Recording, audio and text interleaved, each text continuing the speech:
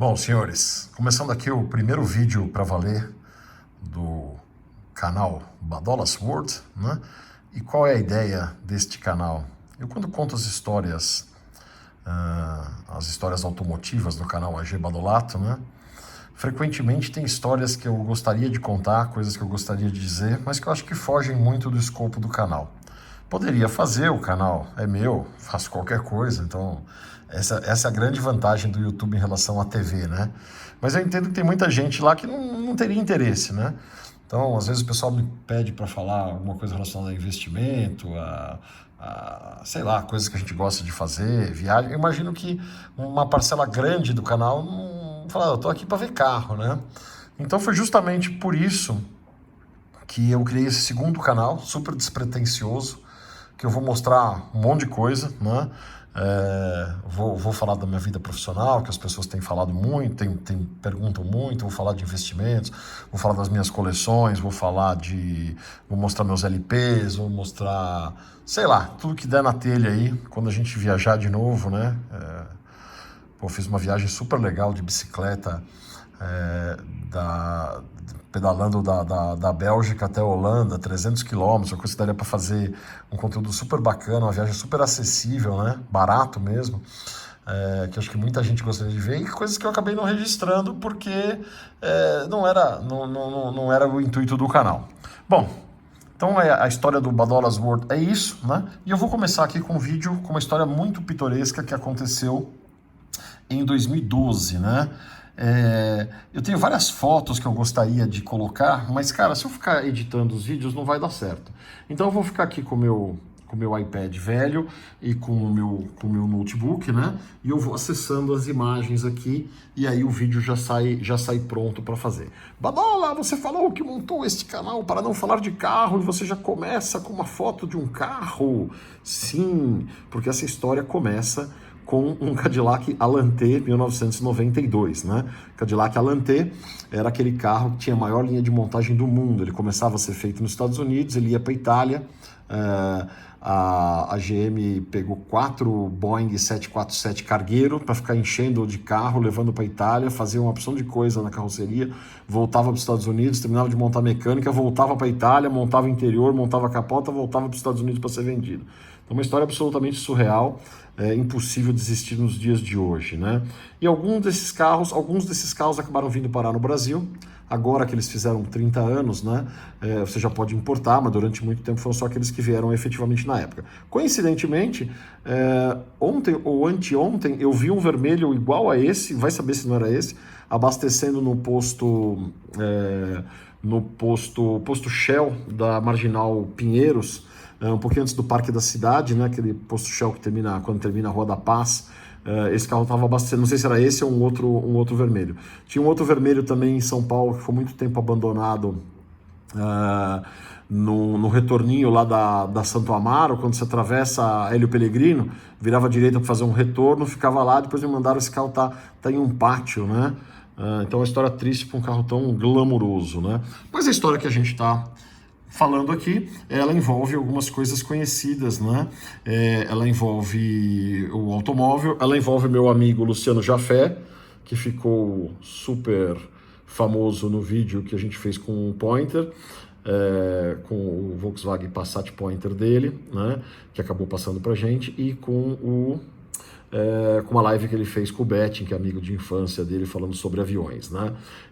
O Jafé recebeu na casa dele, no correio, uma propaganda desse leilão judicial do espólio do Dr. Aloísio Cartacho da Silva, né, na Chácara Flora.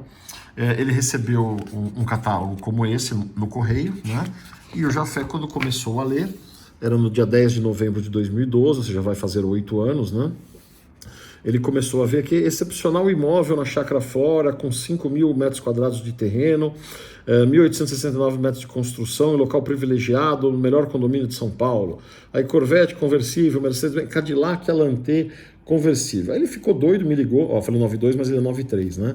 93, placa FRR 5555. Aí ele me ligou, Camaro, Subaru, Paraná, viola chinesa, aí já começam as loucuras, né? Ele me ligou dizendo, Badola, vai ter um leilão lá perto da casa da tua mãe, na Chácara Flora, tem um Cadillac Alante, puta, vocês precisam ir, nós vamos lá, vamos juntos, tal. E a gente se cadastrou para ir ao leilão. Era num sábado, né? A Luciana, minha mulher, estava aqui, porque a gente tinha um casamento do irmão da cunhada, da nossa cunhada, né? Eu ia falar da cunhada dela porque é casada com o irmão dela, mas é minha cunhada também. O irmão dela ia casar no dia seguinte, então a Luciana estava aqui e a gente iria no leilão. O problema é que o leilão começava às 15h30 e o casamento era umas 18 horas, então tinha que ser meio corrido, né? E eu estava ensandecido no Cadillac Alante. Eu não tinha esse papel no dia, né? Esse aqui eu peguei no dia quando a gente chegou lá, mas o Jafé tinha me passado um link, né? E esses itens todos, né? Nós estamos falando de quase 500 itens, só 400 itens, vai? 399 itens, eles estavam na internet, né? Com fotos, tal. Devia ter uns 200 quadros, um monte de obra de arte, umas esculturas, tal, né? E aí a gente olhou o número dos lotes, anotei algumas coisas que eu queria, a Luciana viu umas coisas que eu queria, e aí fomos para lá no dia seguinte, né? Antes de falar disso, vamos falar um pouco do que é a Chácara Flora. No meu canal AG Badolato, na área de membros, né? Um dia eu fiz um vídeo que era só para os membros, que eu estava indo ver uma caravana da primeira fornada, uma 75 amarela, que eu conhecia desde criança. Eu passei em frente à Chácara Flora e contei a história da Chácara Flora, né? A Chácara Flora foi o primeiro condomínio fechado do Brasil. A General Motors se estabeleceu no Brasil a partir de 1925 e os americanos queriam um lugar para morar. E o americano tinha aquela história de morar nos suburbs, né? Que não tem nada a ver com subúrbio, que é uma corruptela da palavra para português. Os subúrbios eram bairros residenciais afastados da cidade, onde as pessoas moravam com mais qualidade de vida e se deslocariam até a cidade diariamente, né? Então, para os americanos terem aonde morar, em 1924 foi criado o primeiro condomínio fechado no Brasil, a Chácara Flora, né? Essa aqui é a área da Chácara Flora no Google Maps, é uma área bastante grande, né? Fica entre a Avenida Washington Luiz, inclusive ela dá fundo para Washington Luiz. Para quem não é de São Paulo, a Avenida Washington Luiz é a avenida do aeroporto de Congonhas, né? Ou seja, apesar de estar na Zona Sul, Santo Amaro é uma região relativamente central, porque você está próximo do aeroporto, né? O aeroporto está bem antes aqui da Washington Luiz, mas está no finalzinho da Washington Luiz. A Washington Luiz faz esse S aqui, né? E para o bairro Alto da Boa Vista, né? Aqui é a estátua do Borba Gato, né? Então você está entre a estátua do Borba Gato e a Washington Luiz. Quem sabe a distância entre a Borba Gato e a Washington Luiz é uma distância grande e a Chácara Flora é quase metade disso. Então é um condomínio bastante grande, com os terrenos com mínimo de 2.000, 2.500 metros quadrados, né? Essa casa que a gente foi ver era uma coisa absolutamente espetacular, né? Eu fiquei apaixonado. Ela estava num terreno de 5.100 metros quadrados. E a Chácara Flora tem árvores centenárias, né? Até porque se o cara plantou a árvore na fundação, daqui 4 anos é centenário. Vai ser o primeiro condomínio fechado do Brasil a fazer 100 anos, né? E vai demorar bastante para o segundo, né? Sei lá quando foi que teve o segundo. Então, a casa espetacular, uma casa em balanço, né? Com 1.869 metros quadrados de construção. Esse balanço aqui estava com um problema estrutural, então tinha umas trincas aqui que precisavam ser resolvidas, já tinha um laudo de uma empresa de engenharia para fazer um calço por baixo e acertar a estrutura dela. Mas basicamente essa área de baixo aqui, embaixo de tudo isso uma garagem para 8, 9 carros, aqui uma área de convivência, né? E nessa área de convivência umas salas gigantes, uma adega com um bar, mas um bar assim, parece que você está entrando num bar mesmo, com entrada, com várias mesas para sentar, tal, uma baita de uma adega, várias salas, né? Do lado de fora umas jaulas com animais, coisa totalmente fora dos dias de hoje, né? Tipo um zoológico interno. Na parte de cima os quartos gigantescos, né? E aqui na parte de baixo, que não aparece na foto, uma parte era garagem, a outra parte era a discoteca, né? E a discoteca é realmente uma discoteca com aquele som de parede, sabe? Uma coisa espetacular, uma pena não ter tirado foto de tudo isso. E o mais curioso é que num cantinho da discoteca, lá do salão de festas e tal, tinha um elevador todo forrado em camurça marrom, que levava lá de baixo até a suíte principal. Então imagina o que essa casa não viu, né? De festas aí, né?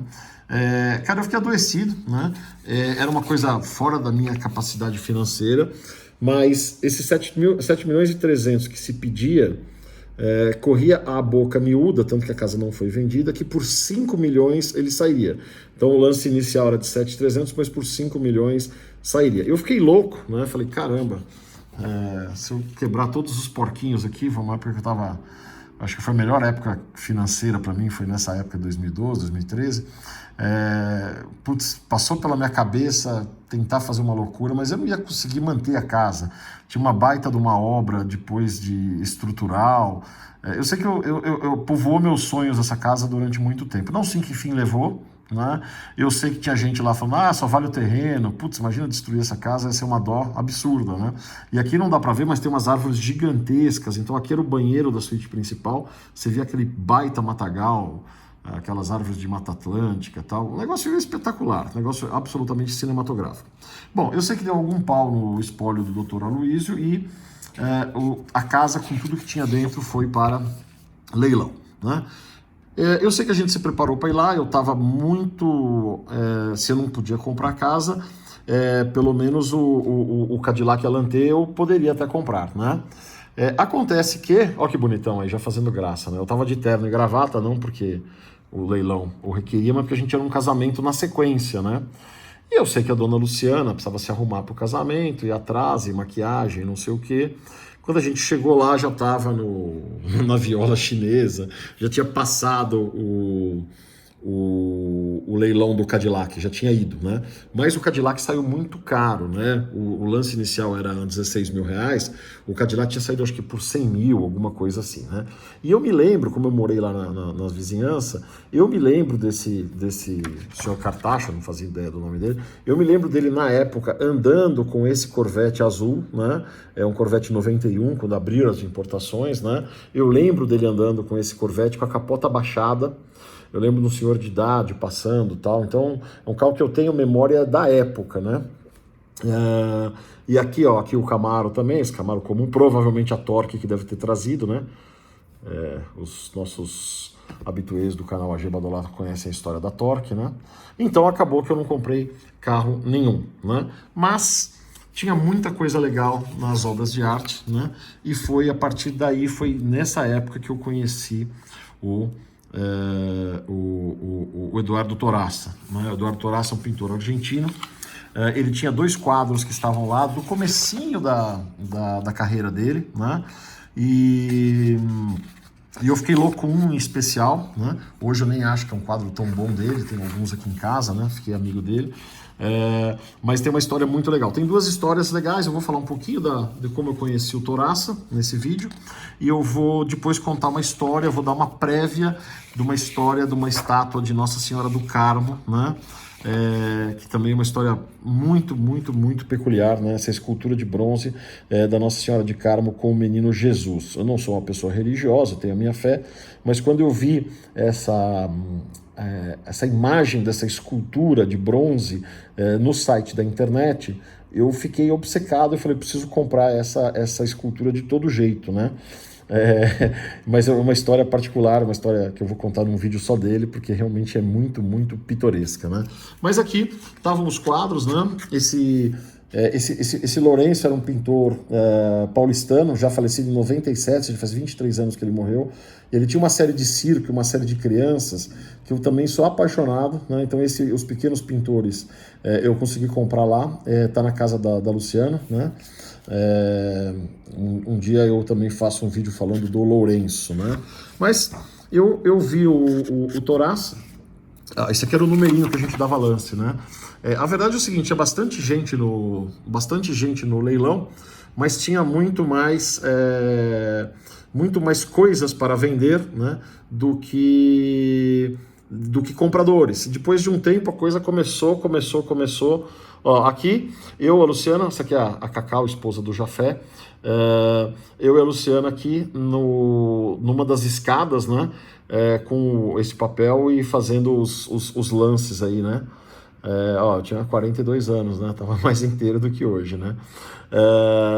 Então, eu gostei muito a Luciana gostava de um, eu acho que gosta até hoje, mas nunca mais falou, de um pintor chamado Durval Pereira, que tinha um monte de Durval Pereira lá, e os Durval Pereira estavam saindo, putz, no começo tinha gente brigando pelo lance, mas depois já alguém dava um lance, alguém cobria, o outro já desistia porque ia ter outro e tal. E a Luciana comprou um Durval Pereira também, né? Que tá na casa dela. Esse aqui, vaso com flores, né? Eram preços super populares, né? Muito dessas coisas saíam pelo preço do lance mínimo, né? Mas eu vou mostrar aqui. Eu vou mostrar o quadro do Toraça, que eu gostei muito, né? É um quadro surrealista. Então, o que acontece com as cartas do seu baralho quando você vai dormir, né? O valete sai, o valete vai lutar com o outro valete e os duendes acompanham, né? Então esse quadro aqui eu achei muito, muito insólito, né, na época, e acabei comprando ele, né, esse quadro do Toraça, um quadro de 1979. E o curioso é que nessa época o Toraça morava no Guarujá, ele morou 2 anos no Guarujá. E na casa que ele morava, no jardim, habitavam muitos duendes, né? Então, essa foi a fase dos duendes, ele só pintava quadros de duendes, né? E aqui os duendes estão se misturando com os personagens das cartas, né? Eu, adorei esse quadro, achei, muito legal. E aí eu comprei não só esse, né? Mas também o outro quadro que tinha lá, também da fase dos duendes, né?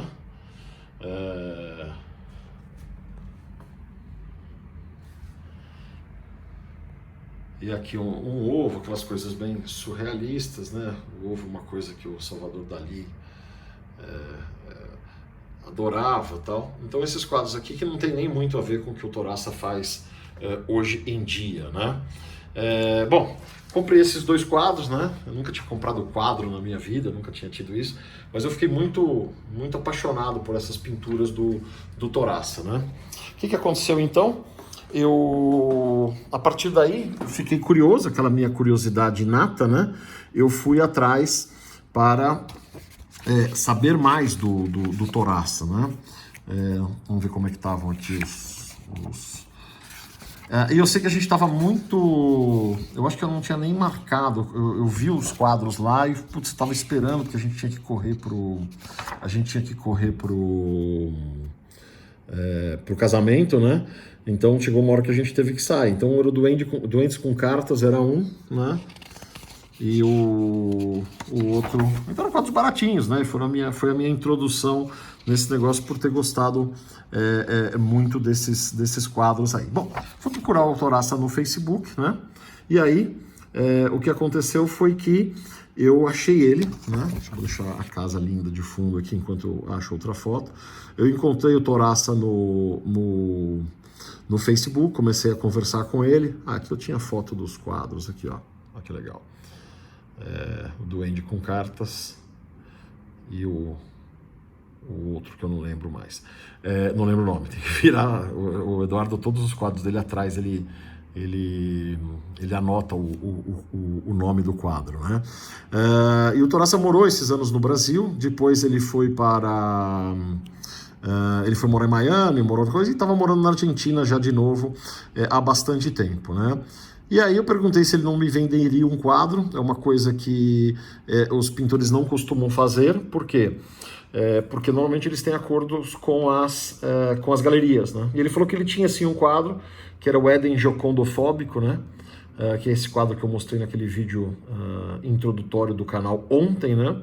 E que o quadro estava disponível. Aí eu fui entender uma coisa, e até entra como uma possibilidade de investimento, né? Se você conhece algum pintor que você gosta, que você acha que tem um baita de um potencial futuro, quando você compra uma obra de arte direto dele, você paga metade do preço do que se comprasse numa galeria. A forma de negócio da galeria é que nem o português vendendo salame antigamente, né? Ele comprava por 10, vendia por 20. Então, ele cobrava, sei lá, $5.000 para a galeria vendia por 10, né? E aí, nós pegamos um avião e fomos para Buenos Aires buscar o quadro, né? Nesse meio tempo, ele tinha mais um quadro que ele estava pintando lá, e acabou que que eu acabei comprando ele também, um quadro um pouco maior que está no meu quarto. Vamos ver se eu tenho foto dele aqui. Na verdade eu comprei esse daqui, né, que é uma paródia do Lady with Ferret, né, do Da Vinci, só que aqui ela não está mais com o ferret e a tubulação da calha do prédio de águas fluviais passa por dentro da cabeça dela, sai, na torre tem uma galinha.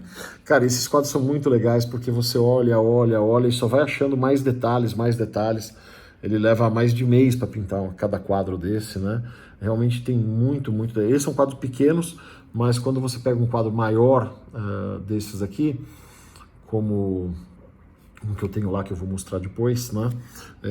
Você procura e nunca acaba de achar os detalhes, né? Fomos buscar lá na Argentina, fiz uma amizade com ele, deixa eu ver se eu tenho aqui a foto. E muito legal, né? Ele começou a me dar umas coisas que a gente nunca tem acesso, né? Quando você é amigo dele. Então, por exemplo, esse aqui é um pedaço daquele quadro que eu mostrei anteriormente, e aqui ele me mandou o rascunho, né? O draft, assim, a marcação em lápis, né? Então, olha que legal o processo criativo dele. Ele tem a ideia, ele desenha em lápis na tela e depois ele vai pintando e chega nesse realismo absurdo aqui, né? Aqui o outro lado, né? A Lady with Ferret, né? A Mulher e o Furão, sei lá como é que é o nome desse quadro do Da Vinci aqui em português. E aqui ele já acabado. E você vê que as ideias malucas vão surgindo ao longo do tempo, né? Você vê aqui ela não estava com as calhas d'água passando na cabeça, né? A galinha não estava na torre ainda. Processo criativo bem legal. Esse cara mora num castelo, cara. Ele construiu um castelo na época que ele ganhou dinheiro. Ele fez um castelo nos arredores de Buenos Aires e ele vive... Ele tem todo um negócio medieval, tal. Ele mora dentro do castelo e o fato é que a cidade cresceu e a vizinhança lá onde está o castelo dele não se desenvolveu da melhor forma possível. Então o castelo ficou num lugar não muito legal. Esse aqui foi o outro quadro que ele me ofereceu. Esse é um quadro grande, né? Também tem a Mona Lisa, né? Mas a Mona Lisa está com a blusa aberta, no lugar dos seios, 2 limões sicilianos colados com durex, né? Aqui uma menina sentada lendo um gibi, embaixo dela um ninho com ovos, né? Então umas coisas realmente muito legais. Uma mulher careca com aquela coisa sacra atrás dos coisas. Então são quadros muito bacanas, né? E normalmente as pessoas, quando veem eles pessoalmente, eles são muito mais impactantes ao vivo do que por foto. Essa é uma coisa que eu já conversei bastante com ele, a dificuldade que os quadros que os quadros dele têm das pessoas que não conhecem, né? Ter o impacto que tem quando você vê o quadro pessoalmente, né? Só para fechar aqui, bom, nessas aí uma coisa puxa a outra, né? Tem um outro pintor argentino que eu fiquei muito obcecado, mas é assunto para outro vídeo, né? Um cara também com uma história absurda, né? E ele ficou muito famoso por fazer as pinturas, os rostos sem olhos, né? Mas depois eu vou fazer um vídeo dele. Esse aqui eu consegui chegar, mas ele faleceu antes, os quadros pegaram preço antes de eu conseguir comprar, de eu conseguir comprar um quadro dele, né? Então, esse eu perdi o bonde aí, né? Deixa eu só ver aqui, ó. Aqui foi quando a gente estava na Argentina, né? Foi quando ele veio no meu hotel. Ele não quis que a gente fosse lá na casa dele, que era longe, que era não sei o que e tal. Ele veio lá no hotel que a gente estava e ele trouxe o quadro que está lá no meu quarto, que eu acordo todo dia e vejo ele, né? Então aqui o figura do Toraça, né? Me entregando o quadro nessa caixinha. Eu vou fazer um segundo vídeo no futuro da minha coleção do Toraça, dando sequência nessa história, né? Como é que eu desenvolvi essa amizade com ele e os quadros que eu acabei comprando nesses últimos 8 anos, né? Sendo que eu não tenho paredes suficientes, né? Então, eu tenho um ali, ó, mas eu não tenho parede aqui no lugar, então eu tenho vários que estão guardados nessas embalagens de madeira que ele faz, né? Da Dodge, tem o quadro guardado. Não, mas está lá a minha coleção guardadinha. Um dia que eu tiver uma casa com mais parede, a gente dá um jeito de achar. Então, era isso. Contar a história desse dia tão pitoresco, né? Que foi o leilão da casa do Dr. Aloysio Cartacho. Mostrar essa casa que foi meu sonho de consumo durante alguns meses, né? Sonho de consumo não realizado. Contar a primeira parte da minha relação aí com o Toraça, né? E a gente vai ter 2 vídeos na sequência, não absolutamente na sequência, mas desse assunto ainda vão ter 2 vídeos, né? Um da minha coleção do Toraça, falando um pouco também de obra de arte como investimento, né? Que é uma coisa que muito pouca gente tem isso na cabeça. Não é meu caso, eu sou apegado, eu não venderia nenhum dos meus quadros do Toraça, né? A menos que eu precisasse. Deixa eu bater na madeira 3 vezes. Eu só trocaria meus quadros pela casa do Cartacho, se alguém quiser fazer uma troca, né? E depois vou fazer um vídeo da escultura da Nossa Senhora do Carmo, né? Tem uma história muito legal também.